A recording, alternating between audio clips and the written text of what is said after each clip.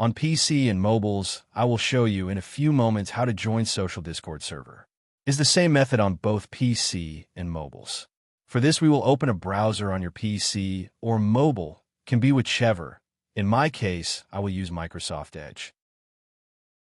Now click on the URL bar and type this URL to be able to join this Discord server.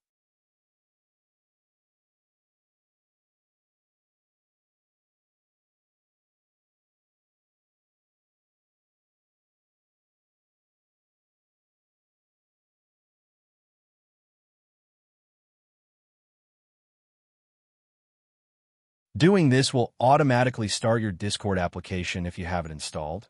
Then click Join, and you'll have access to the Discord server.